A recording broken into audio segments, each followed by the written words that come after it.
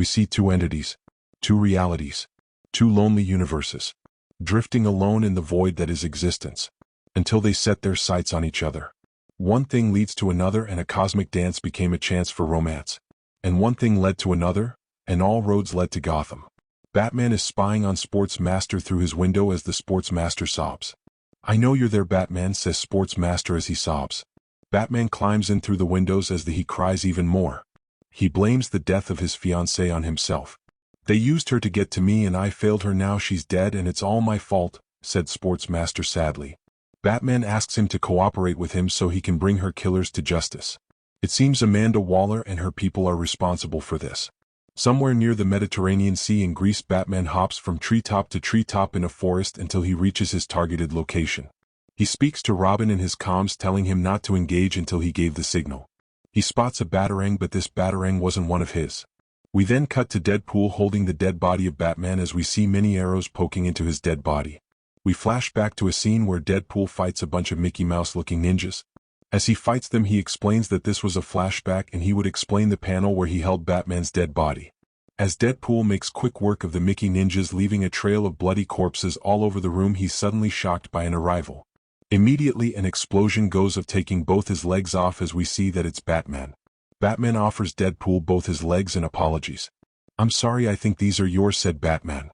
As Deadpool's healing factor kicks in, Batman asks him a question. "Does the name, Deathstroke, mean anything to you?"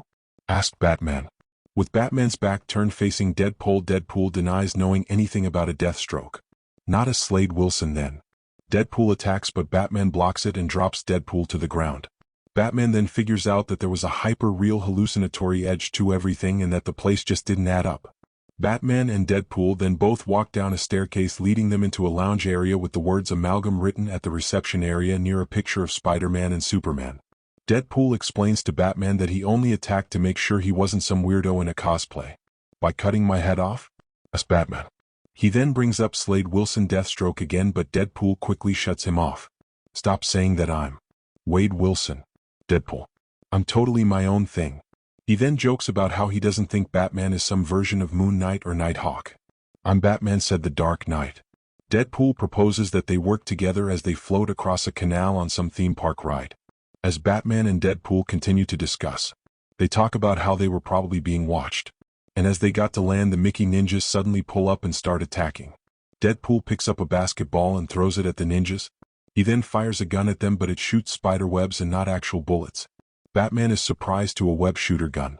As they battle on, Batman realizes through Deadpool's incessant babbling that he knew Batman, but Batman didn't know him. Deadpool replies, "I know this much. Batman has something stronger than adamantium, more powerful than a locomotive. Batman has plot armor, buddy." Batman then decides to put his theory to the test as he purposefully steps in front of an oncoming attack. And he's hit with dozens of arrows.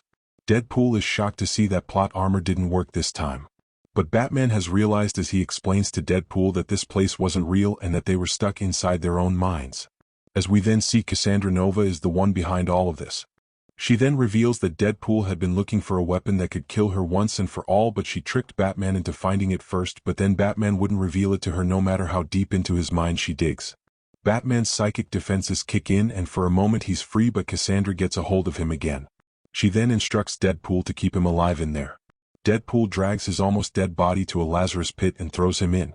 But it isn't Batman that comes out, it's Darkclaw, a combination of Batman and Wolverine.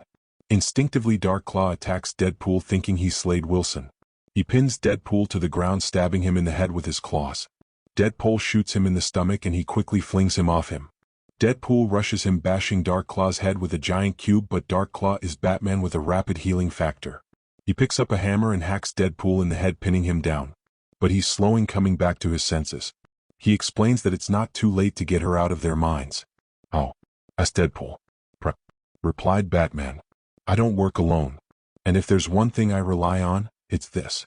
I have a partner who never does what he's told."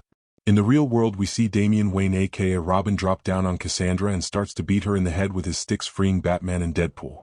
Batman immediately gets up running as he yells at Deadpool that they needed to get into the temple. While in the temple, they see a man reading from a screen.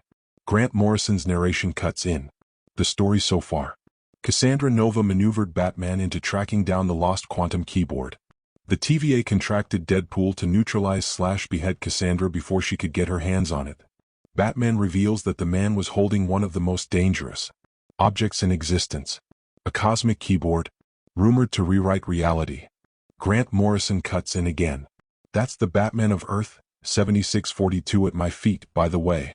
You were plotted into Earth, 7642 continuity by this old thing. This Relicis, the MacGuffin everyone's chasing. Grant Morrison reveals that the keyboard won't run for anyone else other than himself. As he is about to wrap the story up, he's attacked by Cassandra from behind, sticking her fingers through his head. She intends to mind control him so she can dictate and he would use the keyboard to do her bidding. She makes him write that time came to stand still for both Batman and Deadpool. Next you're going to write them as cannibal flesh addicts. Turn them loose on their loved ones. We'll write a horror story, you and I together, where the monsters win, said Grant Morrison. This shocks Cassandra as she saw that he still had free will while he was supposed to be under her control. Realizing that they were free to move, Batman and Deadpool quickly rush in for the attack. The both merge and become a singular being called Deadbat. The attack has stunned Cassandra and decapitate her. After defeating Cassandra, they then split back into Batman and Deadpool. Deadpool takes her severed head back to the TVA as they both say their goodbyes. Batman then asks Morrison that if he couldn't change canon, then could he at least do him a non-canon favor. As we see the two realities done with their love-making, which ended in disappointment. There was a little way yet to go. Back in Gotham, we see Batman on Sportmaster rooftop as he returns Sportsmaster's fiancée to him alive, wishing them a happy holiday.